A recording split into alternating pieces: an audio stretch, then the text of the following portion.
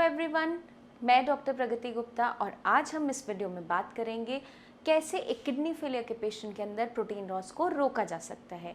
Protein loss को रोकने के लिए जितनी भी मैं टिप्स आपको बताऊंगी उनको अच्छे तरीके से समझने के लिए आपके लिए जानना ये ज़रूरी हो जाता है कि ये प्रोटीन लॉस है क्या, किस रीज़न से होता है, क्या सिम्टम्स देखने को मिलते हैं, कैसे हम इसे मैनेज कर सकते हैं।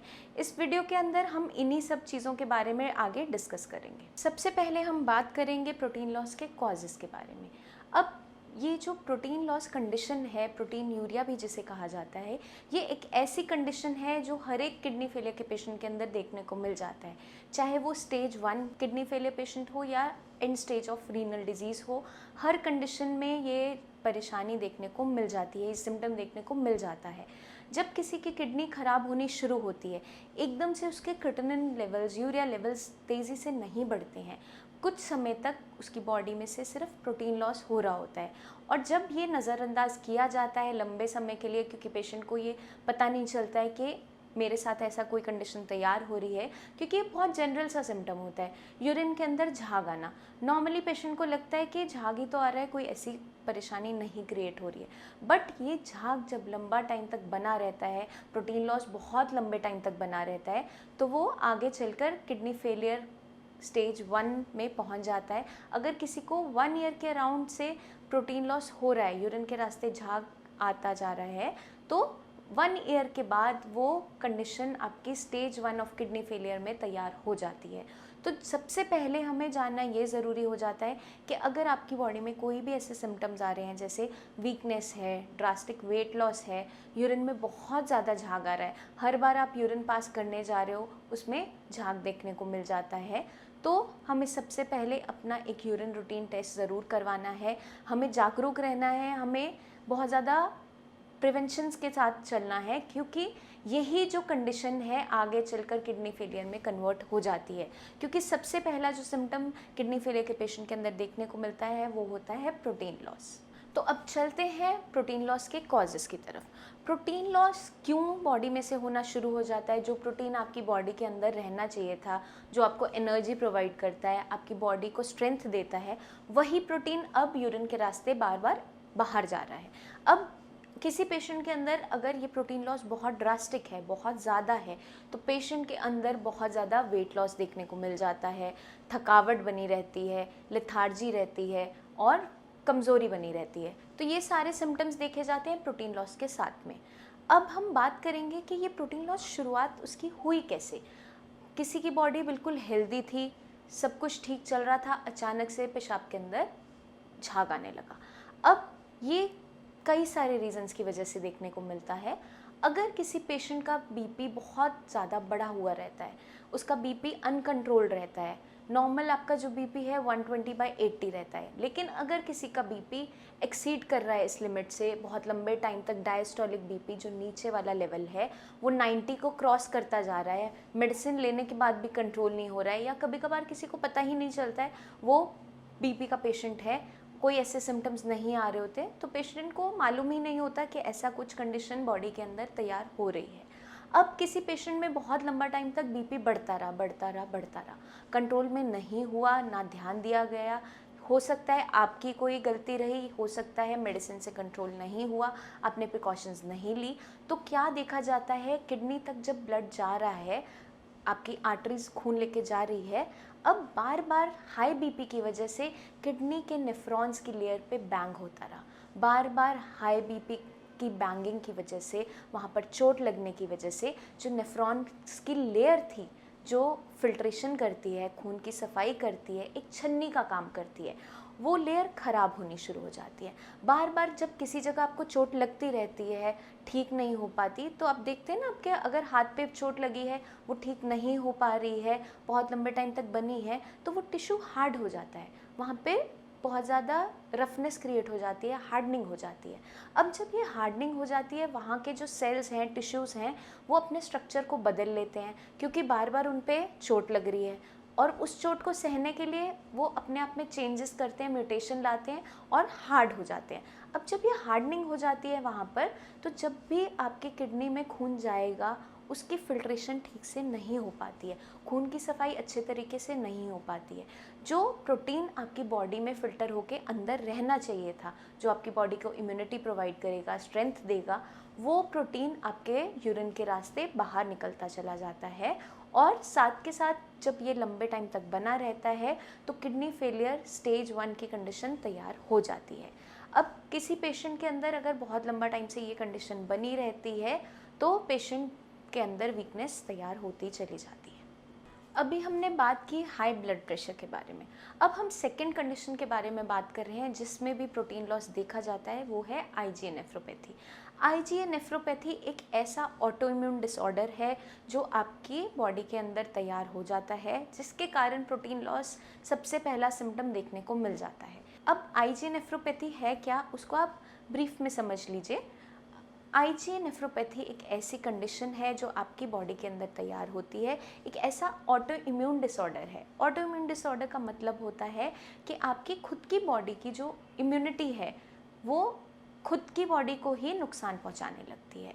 जब आपकी इम्यूनिटी हाइपर एक्टिव हो जाती है, आईजीए के डिपॉजिट्स किडनी के ऊपर बनने शुरू हो जाते हैं, क्योंकि आईजीए एक ऐसा इम्यूनोग्लोबुलिन है आपकी बॉडी को इम्यूनिटी प्रोवाइड करता है। अब जब ये हाइपर एक्टिव हो जाता है, बहुत ज़्यादा बढ़ना शुरू हो जाता है, तो इसकी डिपोजिशन सबसे पहले देखने को मिलती है आपकी किडनीज़ के ऊपर, आपके नेफ्रॉन्स के ऊपर। अब जब ये डिपोजिशन होनी शुरू होती है, इसकी वजह से क्या देखा जाता है, आपके जो किडनी है वो इन्फ्लेम्ड हो जाती है, उस पर सूजन आनी शुरू हो जाती है। अब जब वहाँ पर सूजन आ गई तो आपकी जो किडनी ठीक से फिल्ट्रेशन कर रही थी, नॉर्मल फंक्शनिंग थी, वो लॉस्ट होने लगती है। अब आपकी किडनी ठीक से फिल्ट्रेशन नहीं कर रही है, खून की सफाई नहीं कर पा रही है, जितना भी गंदगी है वो बॉडी के अंदर रिटेन होने लगती है, तो आपके सीरम क्रिएटिनिन लेवल है, यूरिया लेवल है, वो बढ़ने शुरू हो जाते हैं। बट जब आईजीए की शुरुआत होती है, ज़रूरी नहीं होता आपके केएफटी डीरेंज होना शुरू हो जाए, आपके क्रिएटिनिन लेवल्स बढ़ने शुरू हो जाएं, यूरिया लेवल्स बढ़ने शुरू हो जाएं। कभी कभार सिर्फ एक ही सिम्टम देखने को मिलता है, हैवी प्रोटीन लॉस। आपकी बॉडी में जो प्रोटीन बॉडी के अंदर रहना चाहिए था वो यूरिन के रास्ते लीक होना शुरू हो जाता है और बॉडी में वीकनेस तैयार होनी शुरू हो जाती है। तो ये कंडीशन आईजीए के साथ भी देखी जाती है, जिसे हम आईजीए नेफ्रोपैथी कहते हैं। अब हम चलते हैं नेक्स्ट कंडीशन के बारे में, जिसके अंदर भी आपको प्रोटीन लॉस देखने को मिल सकता है। वो कंडीशन है आपका डायबिटीज़। अगर किसी पेशेंट का शुगर लेवल्स बहुत ज़्यादा बढ़े रहते हैं, मान लीजिए किसी के जो रैंडम शुगर लेवल्स हैं वो 180 को क्रॉस कर रहे हैं, 180 200 से ऊपर चल जा रहे हैं, तो किडनी के अंदर एक मैकेनिज़्म होता है इस शुगर को मैनेज करने का, ताकि वो नुकसान से बच सके। अब किडनी क्या करती है, जब बहुत ज़्यादा शुगर बढ़ रही है, आपका 180 200 से क्रॉस कर रहा है ये लिमिट, तो किडनी एक काम करती है, वो अपने चैनल्स को ओपन करना शुरू करती है, वो अपने गेट्स को ओपन करती है और ज़्यादा यूरिनेशन करना शुरू कर देती है। ज़्यादा यूरिन आने से क्या होता है, वो यूरिन के रास्ते इस बढ़ती हुई शुगर को बाहर निकालना शुरू करती है। अब जब लंबे टाइम तक किसी के बॉडी के अंदर ये शुगर लेवल्स बढ़ते गए, आप कंट्रोल नहीं कर पाए या मेडिसिन से कंट्रोल नहीं हुआ, तो पेशेंट के अंदर क्या देखा जाता है, बहुत ज़्यादा यूरिनेशन होनी शुरू हो जाती है, वेट लॉस भी हो जाता है, या कभी कभार जो पेशेंट के अंदर देखा जाता है उसको प्यास बहुत ज़्यादा लग रही है। तो अब यूरिन बहुत ज़्यादा पेशेंट को आ रहा है, बार बार आ रहा है। इस कंडीशन के अंदर जो आपका यूरिन है उसके अंदर प्रोटीन लॉस भी शुरू हो जाता है और साथ साथ ग्लूकोज भी निकलना शुरू हो जाता है। ये दोनों कंडीशंस देखने को मिल सकती हैं, क्योंकि आपकी किडनी जो काम कर रही थी ठीक तरीके से, काम पहले हेल्दी थी, उन पे अब हाई शुगर लेवल्स की वजह से इम्पैक्ट आना शुरू होता है, उनकी फिल्ट्रेशन की कैपेसिटी कम हो जाती है, खून की सफाई अच्छे से नहीं कर पाती है, तो यूरिन के रास्ते वो प्रोटीन बाहर निकालना शुरू करती है, ग्लूकोज निकालना शुरू करती है। ये सारे सिम्टम्स पेशेंट के अंदर आने शुरू हो जाते हैं। अभी हमने बात की हाई बीपी के बारे में, आईजीए नेफ्रोपैथी के बारे में और हाई शुगर लेवल्स के बारे में। अब हम चलते हैं नेक्स्ट कंडीशन की तरफ, जिसकी वजह से भी आपकी बॉडी के अंदर प्रोटीन लॉस देखने को मिल जाता है। वो है पॉलीसिस्टिक किडनी डिजीज़।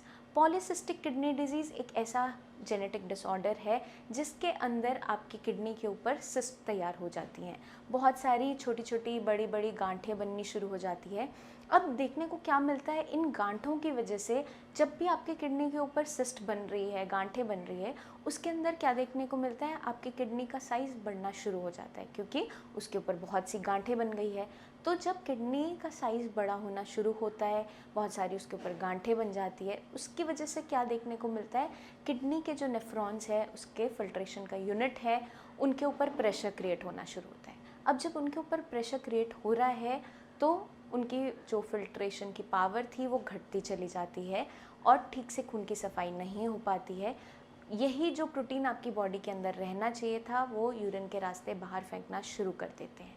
तो अभी हमने बात की ऐसी कंडीशंस के बारे में जिसकी वजह से किडनी को नुकसान पहुंचता है और जिसके कारण प्रोटीन लॉस होना शुरू हो जाता है। अब हम चलते हैं, जब भी हम किसी पेशेंट का KFRT ट्रीटमेंट स्टार्ट करते हैं तो सबसे पहला हम क्या काम करते हैं, उन्हें एडवाइस करते हैं कि आपको 15 डेज़ पे मंथली बेसिस पे टेस्ट अपने ज़रूर करवाने हैं।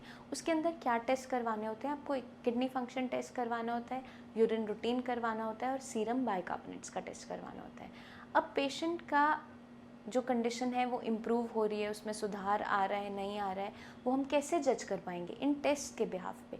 जब पेशेंट के बॉडी के अंदर प्रोटीन लॉस बढ़ा हुआ था, इनिशियली हमने मेडिसिन स्टार्ट की, उसका यूरिन रूटीन करवाया, उसके अंदर 2+ प्रोटीन आ रहा था, हमने मेडिसिन शुरू की, 1 मंथ हो गया, दोबारा टेस्ट करवाया, उसके अंदर प्रोटीन लॉस घट गया, ट्रेसेस में आना शुरू हुआ या 1+ आ रहा है, तो ये क्या इंडिकेट करता है कि ट्रीटमेंट आप पे वर्क करना शुरू कर गया है, आपकी बॉडी अच्छे से रिस्पॉन्स कर रही है, आपकी बॉडी में सुधार आ रहा है, आपकी किडनी की हेल्थ इम्प्रूव हो रही है। जैसे जैसे ये प्रोटीन लॉस नील की तरफ चला जाता है, अगर प्रोटीन लॉस आपका यूरिन रूटीन में नील आ रहा है, इसका मतलब क्या होता है कि किडनी फर्दर ख़राब होने से अब रुक गई है, एक स्टेबल कंडीशन में आ गई है। अब हमारा काम क्या है, उस बीमार हिस्से को ठीक करना, वो मेडिसिन की हेल्प से, डाइट की हेल्प से किया जाता है। आपको अपने BP लेवल्स हैं, शुगर लेवल्स हैं, वो कंट्रोल में रखने होते हैं, चार्टिंग करनी होती है। आपका जो रीज़न है किडनी फेलियर का, आपको उसको समझना ज़रूरी है, किस वजह से आपकी किडनी अचानक से ख़राब हुई वो अच्छे से जानना ज़रूरी है। तो आपके माइंड में अगर कोई भी डाउट्स हैं अपनी किडनी हेल्थ को लेकर, अपनी किडनी की कंडीशन को लेकर, तो आप नीचे दिए हुए नंबर्स पर हमें कॉल करके बात कर सकते हैं, आप क्लिनिक पे विज़िट भी कर सकते हैं।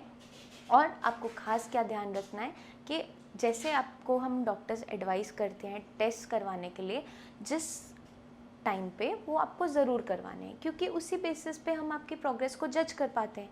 तो आपको कोई भी नेग्लिजेंस शो नहीं करनी है, कोई भी केयरलेसनेस नहीं दिखानी है, उस चीज़ को अच्छे से फॉलो करना है, क्योंकि अगर आप हमारे अकॉर्डिंग डाइट फॉलो करते हो, मेडिसिन को ठीक से ले रहे हो, तो हम आपकी हेल्प ज़रूर कर पाएंगे। इसी के साथ मुझे चलने की आज्ञा दीजिए, धन्यवाद। मिलते हैं जल्दी नेक्स्ट वीडियोस में, जिसमें मैं आपकी मदद करूँगी आपकी किडनी हेल्थ को इम्प्रूव करने में। तब तक के लिए अपना खास ध्यान रखिए, टेक केयर।